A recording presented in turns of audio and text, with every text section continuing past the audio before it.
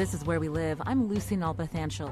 Trees provide us with oxygen, shelter, and materials. This time of year in autumn, trees bring us joy. They also have a place in our culture, too, in our stories, our songs, our history. Today, Where We Live, we look at the long, long life of trees. It's the title of a new book by Fiona Stafford. Connecticut State Forester will also join us to talk about our treescape throughout New England. What species are abundant locally, and which ones are in danger?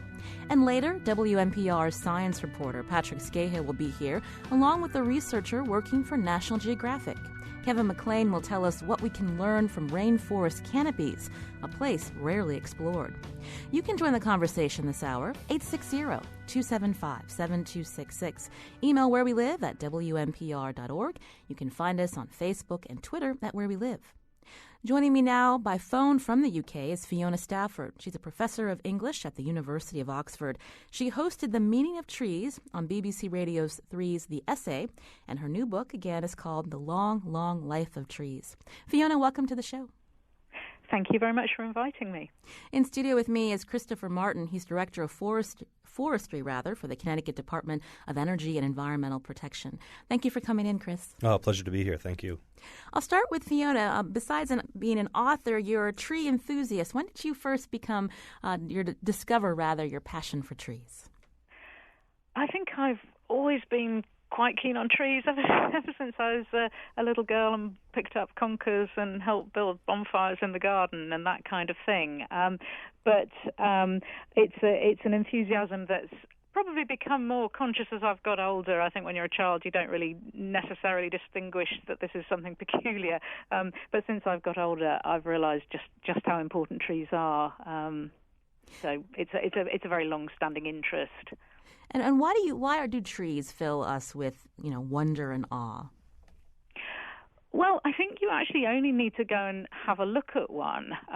They're all around, but often because they're all around, we tend not necessarily to see them. I mean, I realise that people listening to this particular show probably do see them all the time, but it's surprising how many people don't really notice the trees down the street, that they just pass or might be at school or whatever.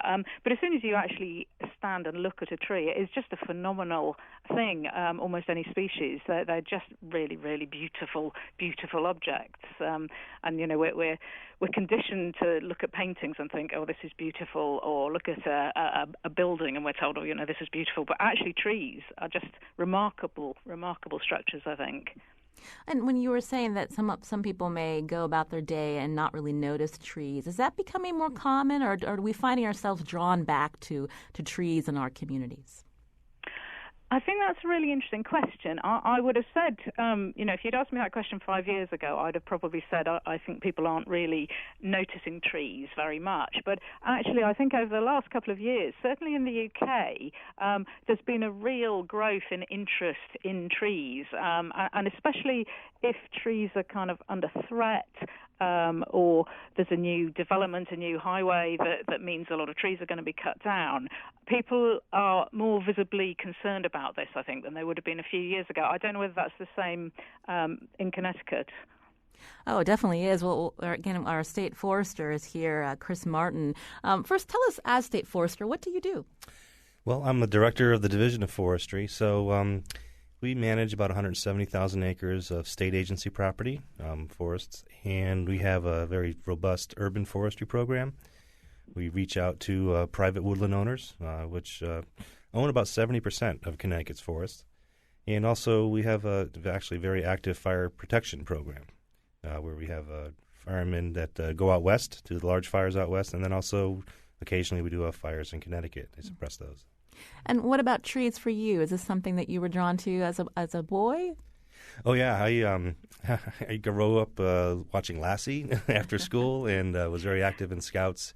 I was very fortunate to grow up in an area that was at the time rural, and there was well over 1,000 acres of woods around my house. So I was always in the woods exploring and learning. Talk to us about, obviously you are in touch with a lot of property owners around the state, and I get the impression that people in Connecticut appreciate trees. What's your take?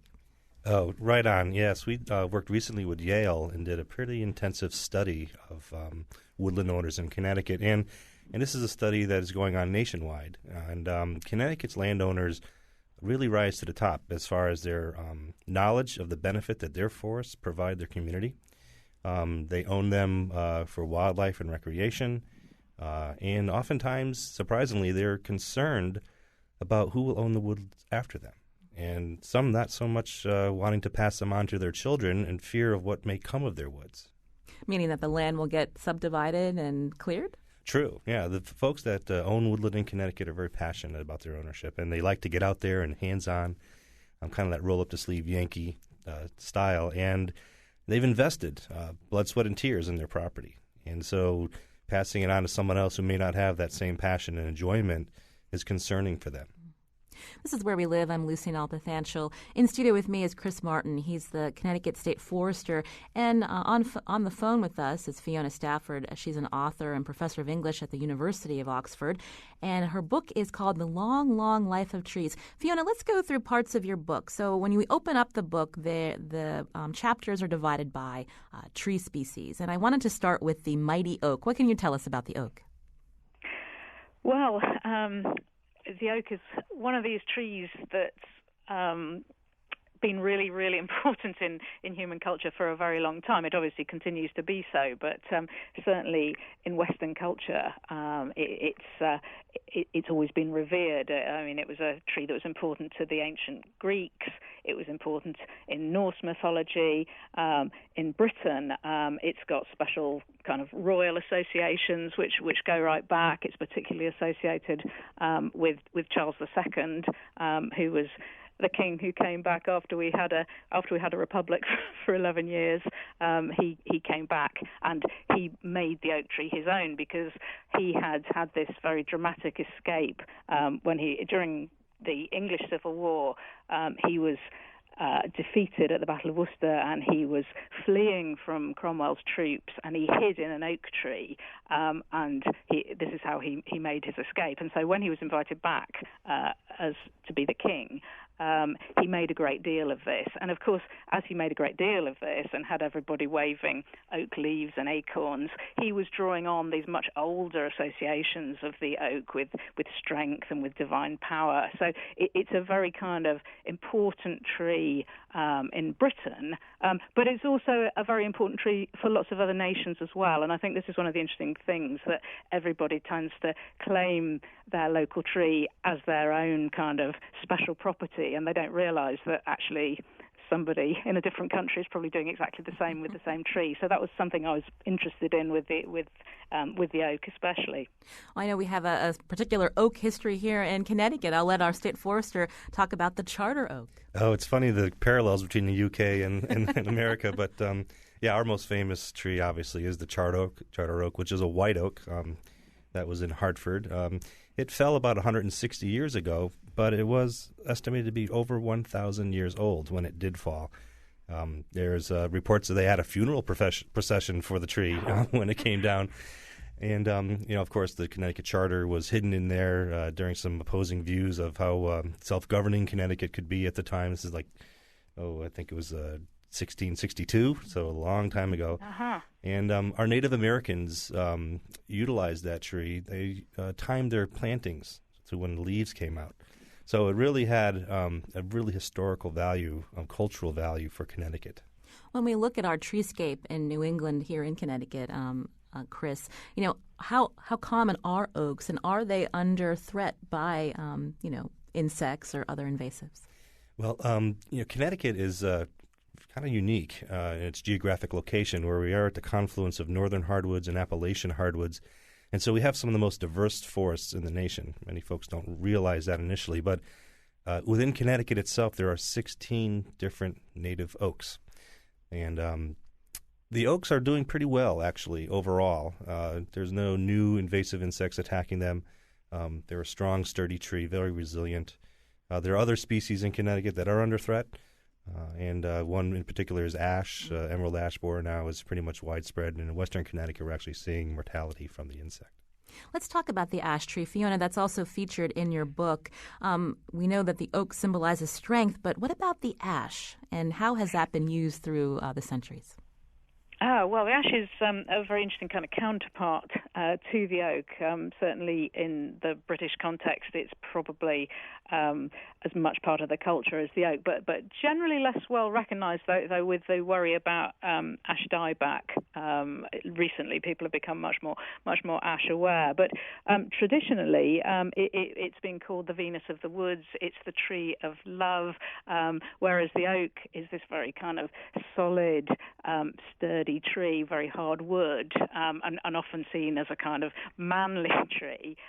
The ash tree has always been seen as a much more feminine kind of tree, and people used to actually collect up ash leaves, and young women used to wear them in their cleavage in the hope of attracting a young man. And there was a belief that if they did that, the first young man they saw would be their husband, which I've always thought sounded a bit of a risky approach. But anyway, this is one of the old traditions associated with the ash tree. And have you seen a dieback in Great Britain? And how has it rebounded at all, the ash tree? Well, we're still monitoring it, really. I think there's still a great deal of concern because it's wrought havoc in Europe, and it's arrived in the UK, and it's being monitored at the moment, and it's difficult to know what will be the consequences, whether it'll just kind of sweep through all the ashes or not, or whether we'll have some naturally resistant strains, because I think in Denmark some of the ash trees were naturally resistant, and they've already begun to sort of repopulate their ashes. But it's such a prevalent tree in England that I think if ash dieback really does sweep across, as some of the predictions have suggested, it will be pretty devastating, and that's without the emerald borer insect arriving, which is what was just mentioned by Chris. And Chris, how much under threat are the ash trees? I couldn't even tell you what an ash tree looks like. I'm more familiar with the oak and Sure. the maple here. Well, they're a beautiful tree. In fact, many ashes were planted in urban areas after the Dutch elm blight. They have a vase-type structure to them. They're long, tall, and they have a vase, like upside-down vase figure. And therefore they're really compatible for urban areas. Connecticut's, ash represents about 5 to 10% of all trees in Connecticut, and it grows along roadsides. We've had more of a utilitarian approach to ash, not so much as described in the UK. Very, very handy for Louisville slugger bats and tools, and we oftentimes use them for firewood. Splits easily, and the ash itself really is, I think, has a very cultural importance to Native Americans. The baskets are made from ash. We have green, black, and white ash in Connecticut, so there's 3 types of ash, and all are under threat. We're not sure what the outcome will be as far as resilience of remnant trees themselves after the emerald ash borer sweeps through. Is there anything that the state's doing to battle this ash borer? It's very limited what we can do. We are informing landowners and municipalities to prepare. It's a financial burden, obviously, to take down all these trees, and they become a public hazard. Trees can be treated, but it's a maintenance thing. It's an annual thing. We have to treat the tree to kill the beetle larvae that are inside the bark. We're giving a lot of advice to woodland owners on whether or not they should remove the ash from their woods or let them die. A dead tree in the woods is not a bad thing. Lots of dead trees can be a problem. So just, it's very much case by case on what's the most appropriate action. This is Where We Live. I'm Lucy Nalpathanchel. Today we're talking about trees with Fiona Stafford, who's joining us from the UK. Her book is The Long, Long Life of Trees. In studio with me is Chris Martin, Director of Forestry for the Connecticut Department of Energy and Environmental Protection. What do trees mean to you? Do you have a question or a comment? 860-275-7266. We'll be back after a short break.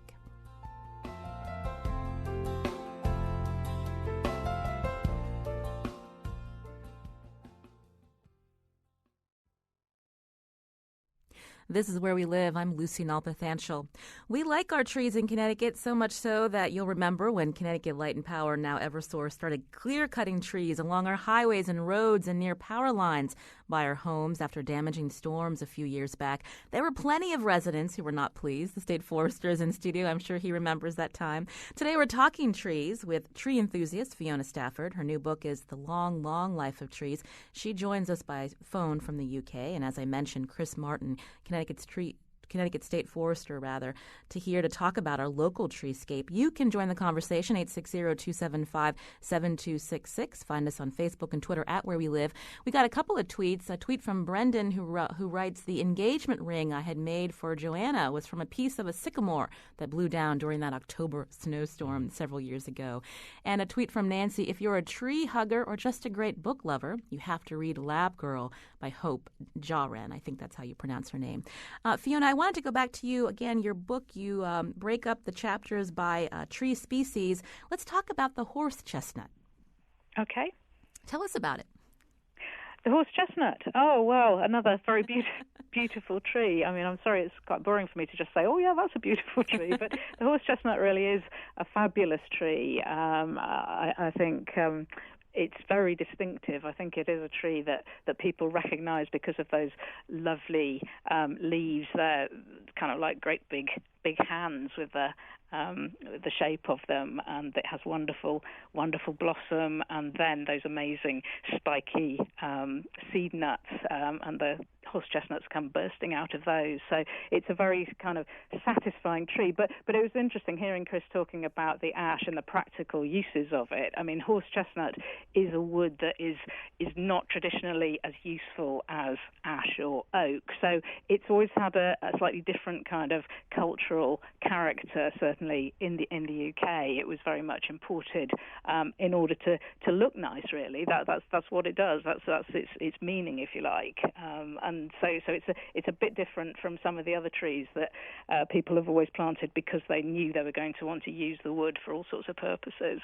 And the leaves are very unusual, very beautiful.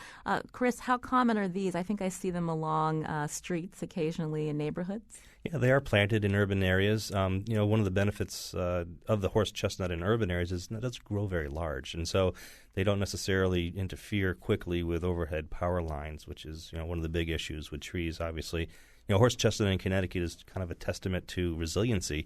They grow in some of the harshest locations here, thin, rocky soils, very low nutrients, and yet they're hanging in there. They're a strong tree, and they cover our most rugged landscapes here. And unfortunately, the American chestnut not here anymore. Well, yeah, they still sprout, and then amazing how they almost 100 years ago the blight came through, and yet they still sprout. Mm-hmm. And you'll see them, maybe grow 3-4 inches in diameter, and then the blight hits them. The American Chestnut Foundation and actually our Connecticut Agricultural Experiment Station has done tremendous work hybridizing the American chestnut with the Chinese chestnut to bring back the special characteristics of the American chestnut. And they're outplanting a hybridized chestnut now throughout the country and in Connecticut, hoping to bring that species back. Now, if you see the chestnuts from the horse chestnut, you can't roast those, right? No, I haven't heard of that happening, so maybe not quite as tasteful as a regular American chestnut. And also the yew tree, that's another one that I think is pretty unusual. I don't think we see those here in Connecticut. Can you talk about that, Fiona? Yes, I mean, yew trees are very remarkable. They're certainly the oldest trees in the UK, and some of them have probably been growing 4,000 years. I mean, they are quite extraordinary organisms. And so it's interesting because in the UK they're often found in churchyards, and it's likely that in some cases the tree was there before the church. It's likely that the church was sited where the yew tree was. But it's also interesting because yew trees, because they often are in churchyards, they have associations, religious associations with everlasting life, and that's something that actually connects very much to their kind of physical peculiarities, because they have this extraordinary ability to regenerate, which is why it's very difficult to tell the age of a very old yew tree, because as they age, new roots come down from the crown, and they sort of form a new trunk. So they are these extraordinary organisms. And they do appear unusual, and from what my producer has told me, that they've symbolized gloom and they're highly poisonous. That too, yeah. They're these rather kind of mysterious trees, again, because they are associated with graveyards. That has, and they're very dark, obviously, because they're evergreens. That's given them this kind of gloomy character. But also, they are poisonous. So Shakespeare, for example, called them double fatal because they're poisonous, but also because they were the wood that were used for making longbows. So they were double fatal in that sense, being poisonous, but also likely to produce death when handled by an English archer, as Shakespeare would see it. Another peculiarity, their sap is blood red. Yes, that's right. So they can appear to bleed. There's a tree in Wales called the bleeding yew, and that gives a very sort of strange appearance. And they're associated with suicides, partly for kind of visual reasons, I think, but also because of them being poisonous. People have actually used them for that purpose. What can you tell us about yew trees in Connecticut? Are there any? I can say I'm grateful they're not native to Connecticut. People do plant yews in their yard for hedgerows, and they provide privacy, and they're an aesthetically pleasing tree. They don't naturalize in our forests. Occasionally you may come across one, but thankfully they stay in their place and behave. Let's talk about a tree that we all appreciate in the autumn, and that's the apple tree, Fiona. Tell us about the apple tree. Well, the apple tree, obviously its cultural significance goes right back to the Bible. It's the tree that's often seen as the tree that causes all the trouble in the book of Genesis when Eve puts out her hand and takes the fruit. It's not actually specified in the Bible, but it's often assumed to be an apple tree. So culturally it's there right from the beginning, and in most cultures it's associated with youth as well. You have the Celtic warriors feeding on apples, and the Viking gods feeding on apples. It's the tree of youth, really. But of course it's a kind of very wholesome tree. It's a tree that people obviously have planted because they like to eat apples, and you can do so much with apples. So I think it's very important in American culture. You'll be able to tell me more about that, but it seems to be as important in America as it is in Europe. So it's a tree that we all know. But again, I think certainly a lot of children in kind of a lot of people in cities don't necessarily really associate apples with trees. They buy them in the supermarket, but they don't necessarily think as they buy their apples, oh yes, this has come from a tree. So in Britain there's a kind of movement to raise awareness of orchards and the old kind of apple varieties, rather than just the rather limited kind that we get in the supermarket, all the old ones that they used to have. So we now have a relatively new festival called Apple Day, which takes place in the autumn, and it only started in 1990, but it's spreading, and there seem to be more and more Apple Days every year, and that sort of shows, I think, how people want to celebrate apples, but also celebrate the orchards and the trees that they come from. We've been through a drought here in Connecticut. I know very dry summers the last couple of years. I wanted to turn back to our state forester, Chris Martin. I had gone to a farm to pick apples, and they only had a couple of varieties. They mentioned the drought was a factor. Tell us about how that's impacted the apple trees here. Well, there's a couple of things that are happening with the apple trees. One was, you might recall last winter being very mild, and actually December being very, very mild. And there was a weekend in February where we got well below zero. Mm-hmm. The trees had actually started to bud in February, which is highly unusual. And that freeze did wipe out the peach crop completely and really impacted the apple trees. This year, the apples are a bit smaller because of the lack of moisture. But the good side on that is the smaller the apple, the sweeter it tends to be. When we have a wet summer, they get bigger, but the taste is not quite as succinct. And Fiona, we just have a couple of minutes left. Please tell us, what's your favorite tree from writing this book? Oh, that's a question that's too hard to answer. I find that it depends a little bit on what mood I'm in as to what my favourite tree is, because they're so varied. But actually, I do have a soft spot for some of the trees that certainly in the UK are regarded as kind of not really proper trees. Things like the sycamore, because I think it's a really beautiful tree, but it tends to be regarded as a little bit common. So I have a soft spot for the sycamore. And Chris, I'll ask you. Oh, well, I have to vote for the white oak, the charter oak. And we have a ship, the old Ironsides, that was built in Connecticut that was impenetrable to cannonballs. So oak is just, and white oak in particular, is just a really tough, old, good tree. And we can't forget the sugar maple here in Connecticut. Oh, yes. There's several favorites, actually, if I'm to be honest. A quick email from Matthew, a listener. He comes from a part of the state where an organization called Joshua's Trust takes care of a lot of woodlands. He writes, I think it's a fantastic resource for the surrounding communities, and wonders if there are similar organizations in other parts of the state. We'll ask Chris, our state forester, that after the break, and we'll put some links up on our website for listeners who want to get more information. But I do want to thank Fiona Stafford again. She's the author of The Long, Long Life of Trees. Thank you so much for joining us today from the UK, Fiona. Thank you very much. It's been really interesting. And also Chris Martin, Connecticut State Forester. We'll be back after the break to talk about what one researcher is doing in the canopies of rainforest trees in Borneo. But first, do you appreciate where we live? If so, here are two very nice people, my colleagues, to remind you we need listener support to keep quality programs on the air like Where We Live. Thanks for listening. This is Where We Live. I'm Lucy Nalpathanchel. Coming up Monday, when was the last time you changed your address? Well, if you're like most Americans, it probably wasn't that long ago. According to the U.S. Census Bureau, the average resident will move 11.7 times in his or her lifetime. On the next Where We Live, we rebroadcast our show about what it takes to truly love where you live. That's Monday. Today we've been talking about trees, and to hear about some really interesting research going on, I'm joined now by WNPR's Patrick Scahill. He's our science and environment reporter and host of The Beaker. Hi, Patrick. Hey, Lucy. And joining us by phone is Kevin McLean. He's a Fulbright National Geographic Digital Storytelling Fellow who recently completed his PhD at the Yale School of Forestry and Environmental Studies. Kevin, welcome to Where We Live. Hi, thank you. So there's a little bit of a delay. I'll let our listeners know you're actually joining us by phone from Borneo. So tell us what you're doing there.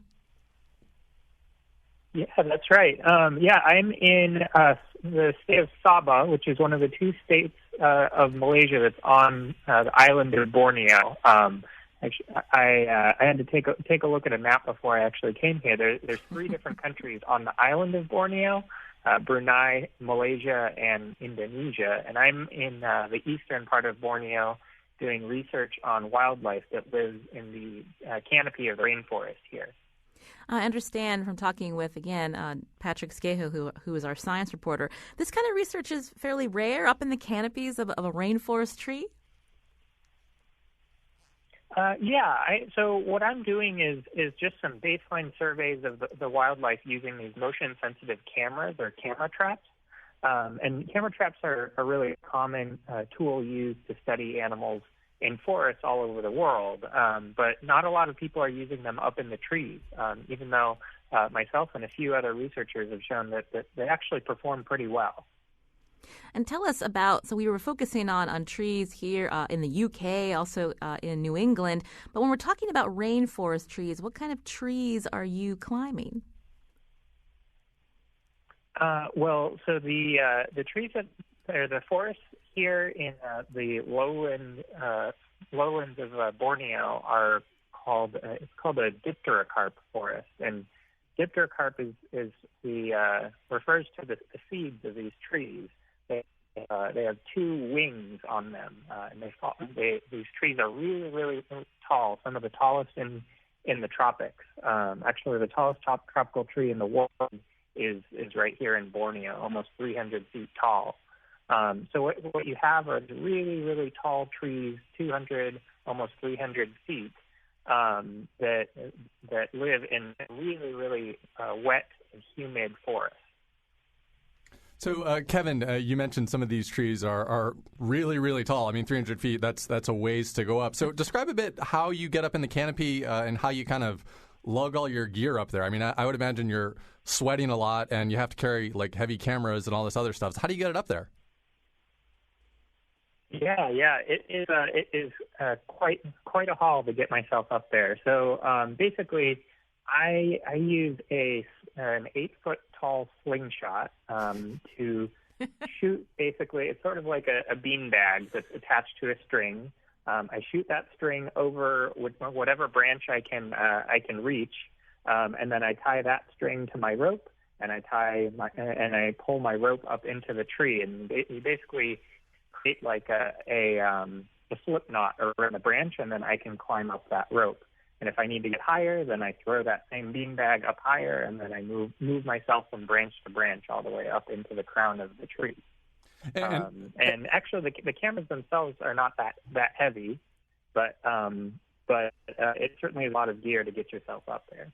And my understanding, Kevin, is you're a former gymnast. So I wonder if you can maybe kind of just describe, once you're up in the canopy, what's it like up there? How do you maneuver around, and how are the animals moving when they're up there?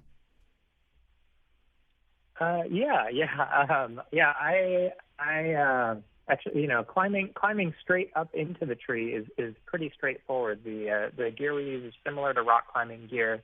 So going straight up is pretty simple. It's being able to maneuver on the branches to get myself into the right position to place the cameras that takes a long time. Now for me, I have to use like different ropes to position myself just right between two different branches, between the trunk and another branch or something like that. And it really, really becomes clear how ineffective my method is in comparison to some of these other animals. Most species have really long tails that provide a counterbalance. Some of them have tails that are prehensile, so they can grab or even hang just from their tails alone. Here in Borneo, there's actually a lot of different flying squirrel species that use the large gaps in between these really tall trees to move really long distances from one place to the next. I understand that there are some sloths that you have observed that are moving faster than you in these trees. Yeah. I have actually, I've actually been up in the tree before trying to get to my one spot to set the camera. I had to move maybe 6 feet in front of me, and in that time I spotted a sloth go two trees by me. So we tend to think of sloths and some of the other animals as being very slow moving, but relative to what I'm capable of after, mind you, several years of training, they're pretty adept up there. I'm talking with Kevin McLean. He's a Fulbright National Geographic Digital Storytelling Fellow. He's in Borneo in the rainforest canopies doing research that hasn't really been done before. What are you observing, Kevin, and what's the point? Well, so far I've been climbing up and setting up these cameras as a means of just providing some baseline surveys for animals that live their entire lives up in the trees. Essentially, really what you need in order to study animals or protect them is an estimation of what their populations are like. Basically, we have to get out there and count them. And we do that in a lot of different ways for different species. Sometimes it means walking through the forest and counting up what you see. Other times it means placing those cameras on the ground and counting up what walks in front of them. But for the canopy itself, the traditional methods that we use to serve those animals are really not very widely used. Before these camera traps, before we started using these camera traps up in the trees, the primary way to do that was to go out at night with a flashlight, called a spotlight survey. You shine the light up into the trees and you try and guess what's looking back at you. Some people are really good at it, but it takes a lot of training, and because of that, not a lot of people end up doing it. And so, Kevin, I mean, you had mentioned spotlight surveys, which I wanted to ask you about, but I guess just maybe talk a bit more about what you're seeing in your images that you're getting from these camera traps. I mean, a spotlight survey is something that, as you said, would take a bit of training to pull off successfully. But a camera, looks like we lost Kevin. I think we did lose Kevin. Kevin was joining us from Borneo, so really interesting research that he's It doing. is really cool, and though. I think that Patrick Scahill is here. He's WNPR's science reporter. You're going to follow up on the research that Kevin McClain's doing. Kevin actually was in the media lab here at our station and first told me about his research when he was over at Yale. And yeah, it'll be something that I definitely profile on the blog. He's going to be in Borneo for a few months, and then I think he's going to Ecuador for about 6 more months as well. So it's a year-long thing for him. Anyway, it's really cool. It is. It's really cool. I can't imagine being up there 85 feet in the air. I would not be able to handle it. There's absolutely no way. But a good anecdote that he's a gymnast. So. Exactly. So thanks again for Kevin McClain, and we hope to reach him later to do some more reporting from WNPR's Patrick Scahill. But I did want to focus a little bit more on a story that you recently did, sure. Patrick, since we're focusing on trees and the forest here in Connecticut. Felling trees. Tell me where you went and what they're doing out there in Durham. I think. So I went out to Field Forest, which is over in Durham, and this is a property that's owned by the Connecticut Forest and Parks Association. And I went out there because they were doing a timber harvest, and I was basically just curious kind of why they were doing it. I mean, there's sort of the obvious reason, right, which is to get the wood to sell it, which was part of it. But there were some more kind of ecological reasons that were in play as well, which I'd be happy to talk about. So, And so the point is they're helping trees, I guess, regenerate, so the dead versus waiting for nature to take its course and have a tree fall? Yeah, so essentially they're kind of doing two things when they do these timber harvests. One, they're playing a bit with space, kind of opening the forest up, mainly in the canopy, to allow more light to reach the forest floor to let seedlings grow, and to give trees that are already there or trees that get left behind from the harvest a better opportunity to develop their canopy and absorb more sunlight and become stronger. So that's kind of the playing with space. They're also sort of playing with time because, like as you said, this would happen naturally through forest fires and things like that. But part of the reasoning behind this is speed that process up a little bit and kind of just make it happen quicker so seedlings can regenerate faster. So they're going out there and they're looking for trees that may be unhealthy and they just want to cut them down. So the ash tree, for one. Yeah, so ash is an interesting example, and we actually saw a few cases of ash at Field Forest that were sort of in varying stages of decay thanks to emerald ash borer. And that can be a little bit tricky because if the decay gets really advanced, it can make the wood kind of not sellable on the market because it gets messed up essentially.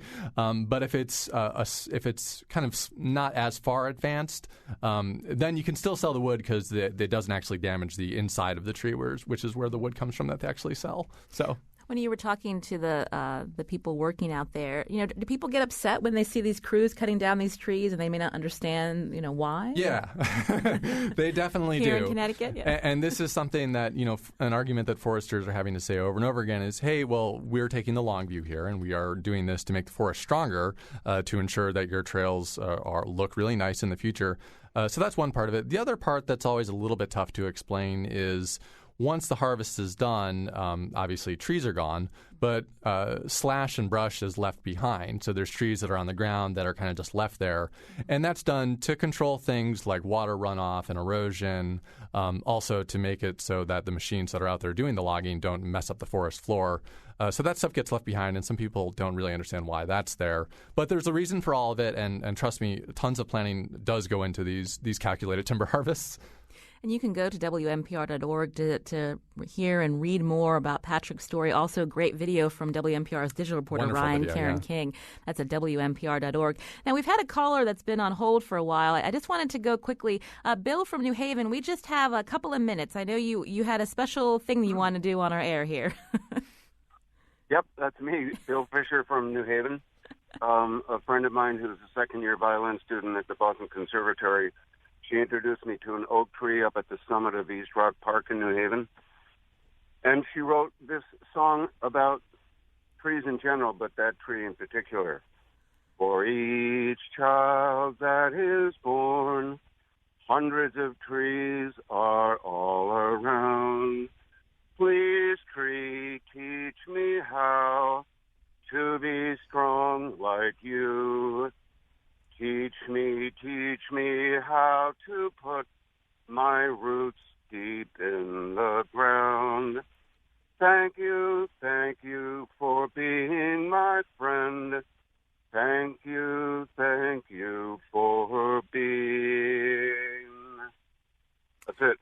All right, Bill. was Well, I wonderful, think Bill. that's a great way to end our tree show. Thank and you. Bill, before you go, what's your favorite tree? Is it the oak? My favorite tree actually is the ginkgo. Ginkgo. And that's which one. I have a big one in my backyard. Well, thank you so much for that tree song. We appreciate it for the end of our tree show today. Again, I want to thank Kevin McLean. He was with us earlier in the segment. He's a Fulbright National Geographic Digital Storytelling Fellow. Great research being done in Borneo. And WNPR's Patrick Scahill. He's our science and environment reporter, host of The Beaker. Is it thebeaker.org? Yep. So if you want to read some of Patrick's blog and his great reporting here at WNPR, you can go there, or our website, WNPR.org. Do you love WNPR? It's our fall membership drive. We'd love your support of where we live. Our listeners are passionate. We hope that you can translate that passion for public radio into dollars to support WNPR. Here are two of my colleagues to tell you how to pledge your support. And thanks for listening.